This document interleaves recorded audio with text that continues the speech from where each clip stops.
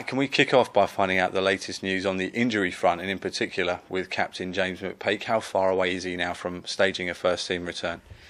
Well, he's come back into training, light training this morning for the first time. He's got involved in the warm-up and little things, and then worked with the physio for the rest of the session. So he's making progress, but I think we have to be cautious, obviously, with him to make sure that, you know, we'll take little steps rather than big strides and getting back into training over a period of time, and hopefully then there's no reaction to that and he becomes back available for selection.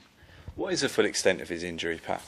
Well, it's just a reaction that he had. He had a spasm in the back, in the lower back, and it's just obviously taking time to free itself up, and it's just making sure that you know, he slowly builds himself into training, that there's no reaction to that to set him back. So it's just a case really of waiting to see, you know, adding little things every day to get him into training, and then once he gets back into full training is then making sure that he's up to speed to play.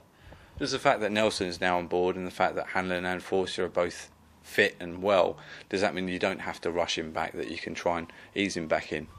Well, I don't think we've ever rushed him. I think it's important with all the players that are injured that we don't rush them. You know, there is sometimes a tendency that if you try to get them back in because things are not going great, but we've got to make sure that we've got good defenders there and plays with the group we have defensively, and we just got to make sure James is right, you know, and that he's ready to play when he is fit to play.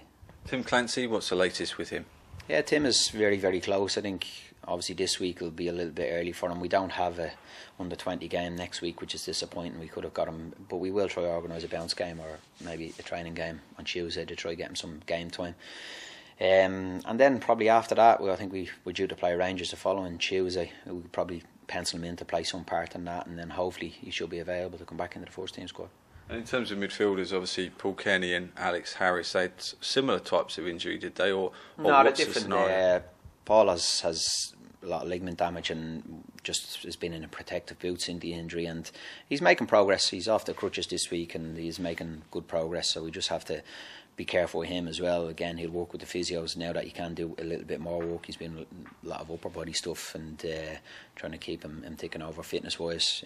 Alex is a different situation. Alex is a small fracture in his ankle and some ligament damage, so he's had an operation to repair the fracture, so it's just a case of monitoring Alex. It's difficult to say what he's going to be out for X amount of time, but I think the minimum at the moment will be 3 months, and anything better than that would be a big bonus for us.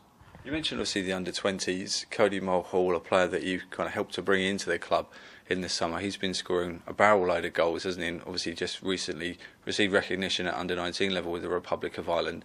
What's the likelihood of you maybe even putting him on the bench in the next few games? Or, I mean, what's your mindset towards promoting players that are performing well at under-20 level into the first team squad? Well, I think we've done that since I've been here. We've obviously, young Alex came in, Jordan's come in, Danny Hanlon's come in, Sammy's got a little taste for Ross Caldwell, so we will reward them if they're doing well enough. Cody is a very, very good player. He's only 17, but he's got real ability and real talent, and it's making sure we nurture that. But that doesn't say that, you know, if he keeps going the way he is, that he won't be close to being involved with the first team.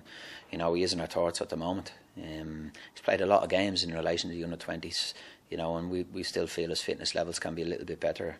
He's come from a part-time setup in Dublin with Stella Maris, where, you know, I just think we need to improve him a little bit more in relation to his fitness end of things. And once he gets that to that level, he's got a real good chance, you know, but he's got to make sure he keeps his feet in the ground, keep working as hard as he is at the moment.